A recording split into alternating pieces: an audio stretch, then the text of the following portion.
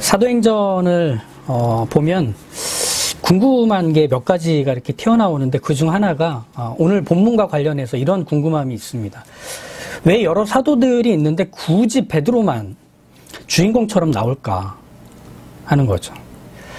오늘 본문만 봐도 베드로는 어마어마합니다. 베드로가 지나갈 때 사람들이 미리 자리를 깔고 병자들을 눕혀놓습니다. 그러면 베드로가 손을 대서 고쳐주지 않아도 그의 그림자만 닿으면 병이 날 것이라는 확신을 사람들이 갖고서 자기의 가족들 그리고 친구들을 다 데려다가 눕혀놓습니다. 그만큼 베드로가 병을 낫게 해주는 기적을 일으킨다는 걸 예루살렘에 있는 사람들은 다 압니다. 그리고 예루살렘 주변에 있는 사람들까지 알게 되도록 소문이 금방 퍼져나갔습니다. 영화 같은 일이 일어난 거죠. 하지만 이 슈퍼 베드로도 다음 주인공인 바울에게 또 이 자리를 양보하게 됩니다. 바울은 베드로하고는 또 다른 일을 합니다. 어느 정도였냐면 바울이 사용한 손수건이나 입었던 앞치마를 사람들이 가져다가 병자 위에 올려놓으면 병이 낫고 악귀도 떠나가게 된다. 이런 기록도 이후에 사도행전에 나옵니다. 그림자와 손수건만으로도 이런 엄청난 일이 일어나다 보니 초대교회와 사도들은 정말 엄청난 사람들인 것처럼 보입니다. 오늘 본문 역시 베드로와 사도들의 이 위대하고 강력한 모습들을 기록해 놓은 듯 우리에게 놀라움을 주는 거죠. 하지만 우리가 사도행전을 처음 볼 때도 그랬지만 지금도 여전히 이 사도행전은 사도들의 위대함을 기록하기 위해서 쓴 책이 아니었다고 아셔야 합니다. 오히려 사도행전은 그 이름과는 다르게 사도들이 한 일과 그들의 말들을 낱낱이 기록한 책이 아닙니다. 사도행전과 한 권으로 묶여있는 누가복음은 예수님의 가르치시고 행한 일을 기록한 책이었다면 이 사도행전은 예수님이 계속 행하시고 가르치신 일을 기록한 책입니다. 누가복음과 사도행전은.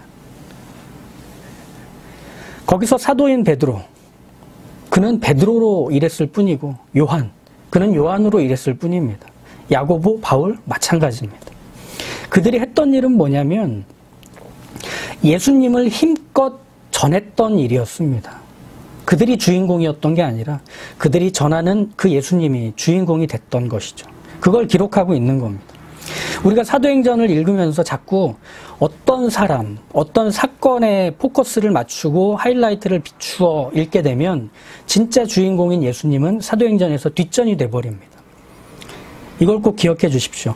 누가복음은 예수님의 가르치심과 하신 일을 기록한 책이라면 사도행전은 예수님이 계속 가르치시고 계속 행하고 계신 일을 기록한 책이라는 점입니다.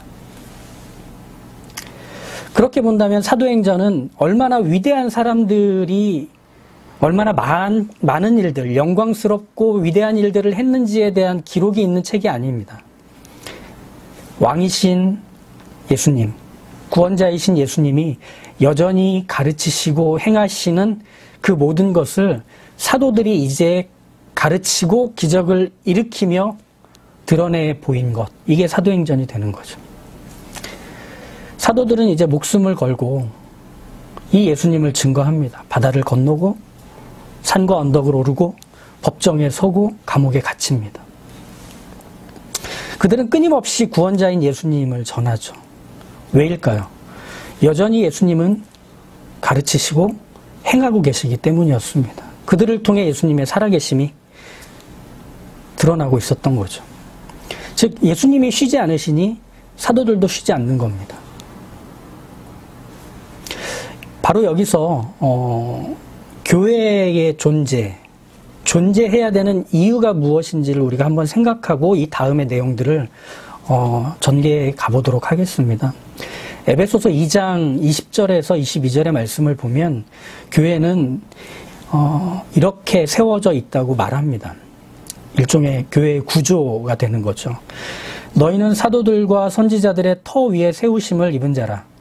그리스도 예수께서 친히 모퉁이돌이 되셨느니라. 그의 안에서 건물마다 서로 연결하여 주 안에서 성전이 되어가고 너희도 성령 안에서 하나님이 거하실 처소가 되기 위하여 그리스도 예수 안에서 함께 지어져 가느니라. 아멘. 교회는 하나의 기초석과 하나의 터전을 갖고 있다고 합니다. 예수 그리스도가 교회의 단 하나의 모퉁이돌이 되시고, 그리고 사도와 선지자가 교회가 세워질 때 그 모양과 크기의 시작이 된다고 합니다. 예수님이 살아계실 때 이런 말을 제자들에게 하시죠. 너희는 나를 누구라 하느냐? 이곳에 베드로가 얘기합니다. 주는 그리스도시요 살아계신 하나님의 아들이십니다. 즉, 이 베드로가 했던 대답이 교회의 기초가 되고 터전이 됩니다. 그래서 처음 세워졌던 교회와 지금의 교회는 다른 교회가 아닙니다. 왜냐? 예수 그리스도가 구원자라는 것을 여전히 믿고 있고, 그리고 예수 그리스도가 하나님의 아들이신 것을 알고 있다면 바로 그것이 교회이기 때문이죠. 그런 면에서 본다면 교회는 똑똑한 사람들, 돈이 많은 사람들, 종교심이 넘치는 사람들로 세워지는 게 아닌 걸 알게 됩니다. 또 교회는 마음이 잘 맞고 성향이 비슷한 사람들, 공통의 관심사를 가진 사람들이 모여 세워지는 곳도 아니라는 걸 알게 됩니다. 에베소서 2장의 말씀대로 본다면 교회는 어떤 구조로 세워져 있느냐? 예수님이 구원자이신 것을 믿는 사람들로 교회가 세워지는 겁니다. 사도들이 멈춤 없이 가르치고 보여준 여전히 살아계신 예수님을 따르는 사람들이 교회가 되는 겁니다. 그러면 교회가 있어야 할 이유는 너무 선명해지죠. 여전히 예수님이 살아계시다는 것, 그분이 여전히 가르치시고 그분이 여전히 일하신다는 것을 보이는 것이 교회가 이 땅에 존재하는 이유가 되는 겁니다.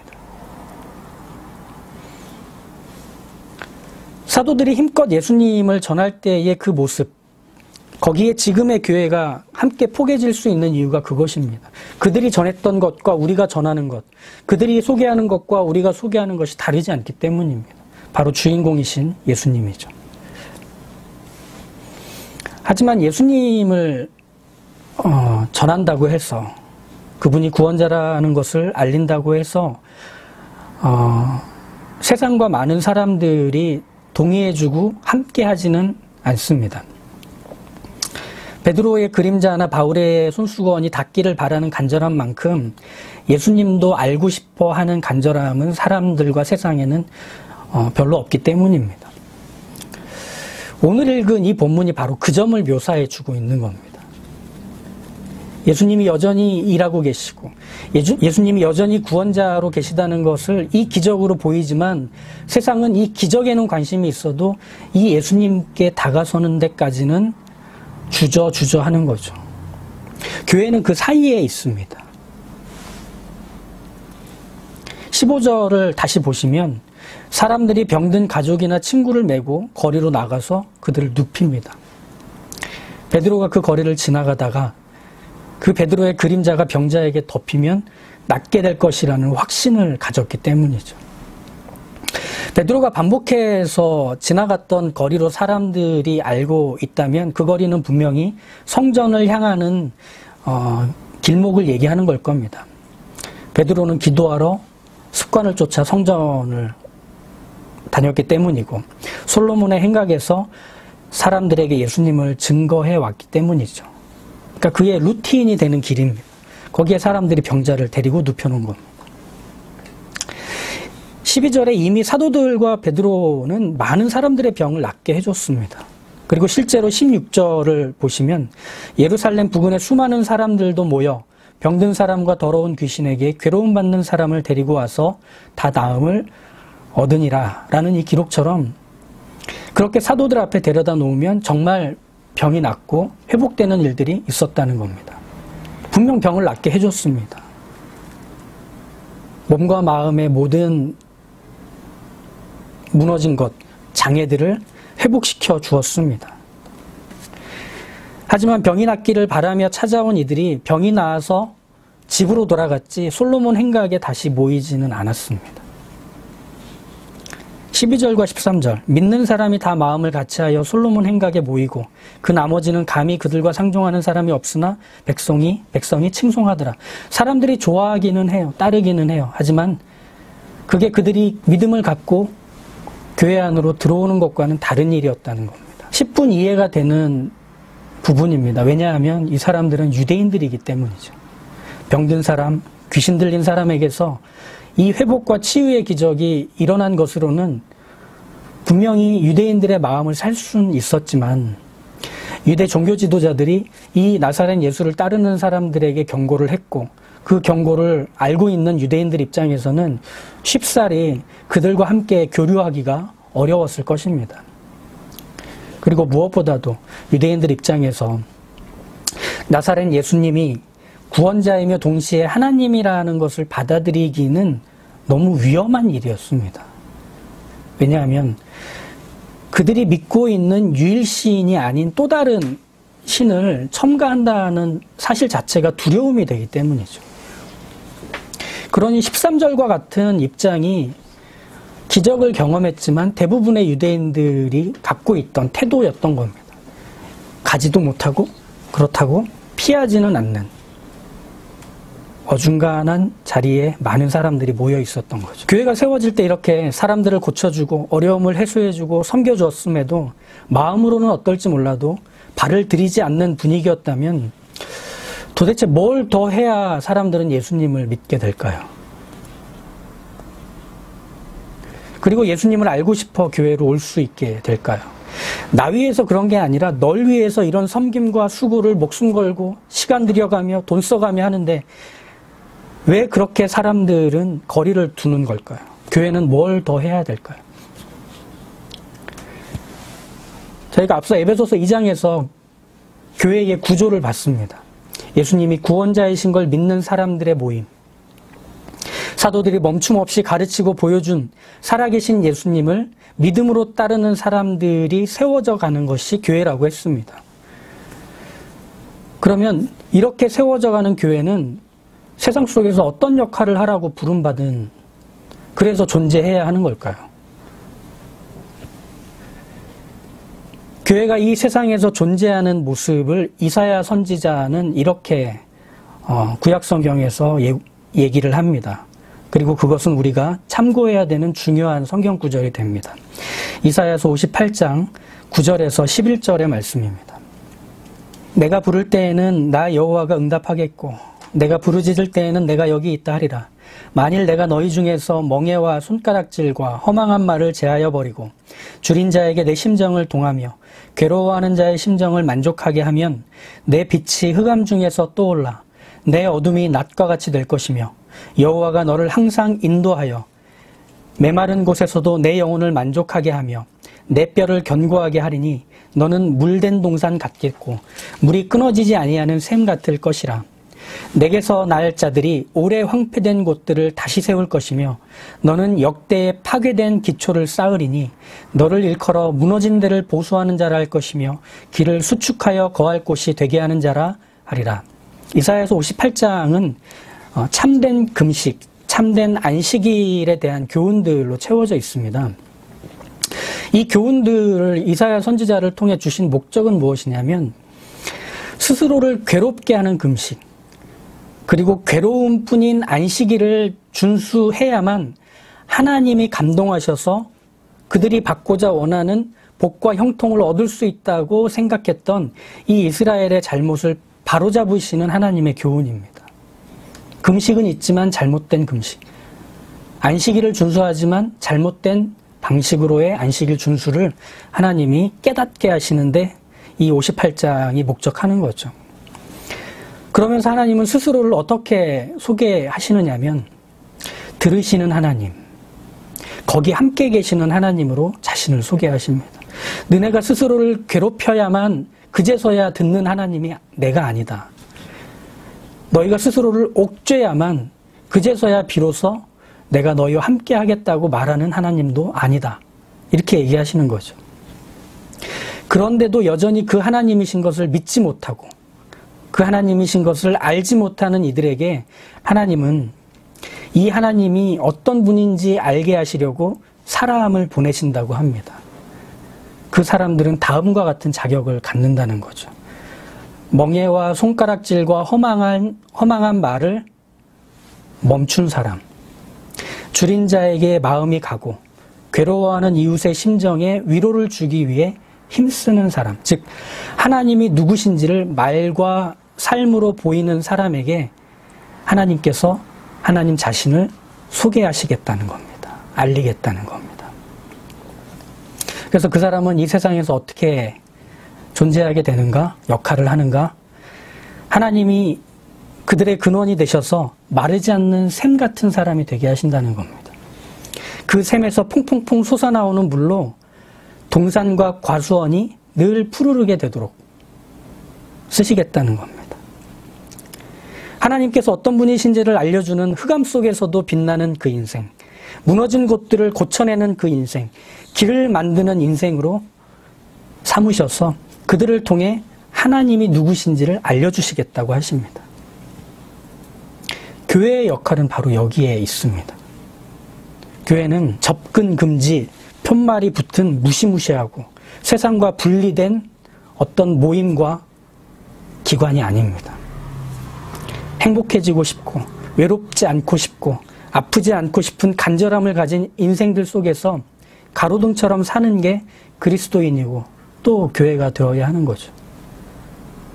그들은 또 세상은 삶의 이 어려움과 고통과 문제만 해결받는다면 오케이지만 예수님을 믿고 교회를 다니는 것은 부담스럽고 거부할 수밖에 없는 대다수의 그 사람들, 이게 우리의 주변을 둘러싸고 있는 이웃들입니다. 거기서 교회의 역할은 하나님께 잇대어서 끊임없이 퐁퐁 솟아나오는 샘처럼 존재하는 것입니다. 나로 인해서 유익을 얻고 고마워하고 회복하고 위로를 받지만 그걸 하나님과 연결시키고 싶어하지 않는다고 해도 교회는 그 수고를 멈추지 않는 거죠. 여전히 하나님이 그 인생으로 세상에 소개되고 있기 때문입니다. 많은 사람들이 베드로의 그림자라도 덮이면 나을까 싶어서 거리에 사랑하는 가족들과 친구들을 눕힙니다. 베드로는 많은 안타까움과 눈물로 그들을 대했을 겁니다. 예수님이 하셨듯이 한 사람 한 사람 만지며 기도하고 기적이 일어나기를 간절히 바랬을 것입니다. 손을 대서 고치고 또 고쳤겠죠.